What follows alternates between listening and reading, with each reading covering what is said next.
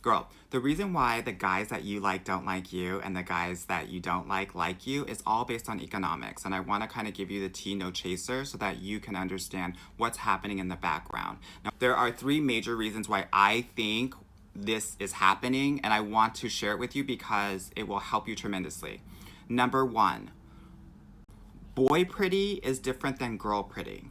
Yeah? So when you see a woman, you might think, oh my God, she is a 9. But another man might think, oh my God, she is a 7. Because they're evaluating different things. You might see her amazing symmetrical eyebrows and arch, or her contour, or her high cheekbones. He's not checking for that. So beauty standards and beauty evaluation is different between the genders. That's number one. Number two, it is because it's human nature to overestimate our own attraction level, right? And the reason why I put this graph up here, this is a bell curve, is because I was an undergrad statistics major and everything is based on a bell curve distribution. So what does this mean in terms of attractiveness and dating? This first middle part are the 3s to 7s, and that represents roughly 70% of the population. Now another 8 or 9% are 8s. Another 5% are 9s.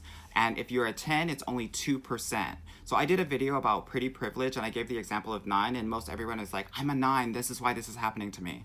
Girl, statistics say that you're probably between a 3 and a 7. But what's also happening is that not only are we overestimating our own attractiveness, but we're also underestimating other people's, because men think that they might be a 6 when they're really a 5 too. So here's the thing.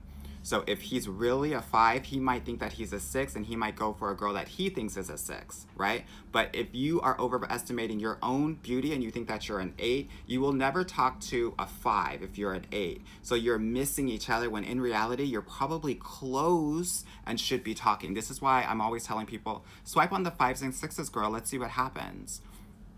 I'm not saying that you're ugly, ladies, because I was there. I thought I was an 8, but girl, I had to get real with myself. I was a 6.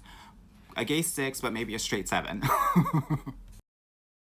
And thirdly, as a dating coach for Black and brown women, what I know is that for every 100 Black women, there are only 88 Black men, which is different than the white population because there are 2% more white women than there are white men. So what does this mean? This is a significant difference, and that is roughly 13-14% more Black women than Black men in the US. And for these major cities that you see in the background, it is closer to around 20%. This is what makes dating really hard and will ultimately put your attractiveness level a little bit less because there's so many women for every man, right? It's the same as gasoline. So when there's a lot of reserves, the price goes down. When there aren't as many, the price goes up. This is partly the reason why there is a premium or there's a lot of attraction for Asian women specifically, because there aren't that many in the US.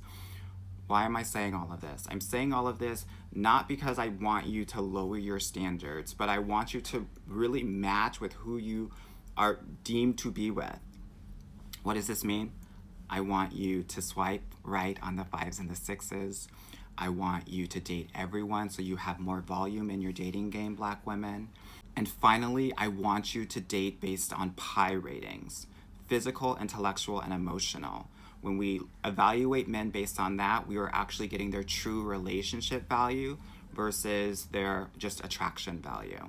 And I'm in the business of getting women into the best relationship of their lives. If you want more information around this, I go in much more detail in my podcast that I just published today. I hope this helps.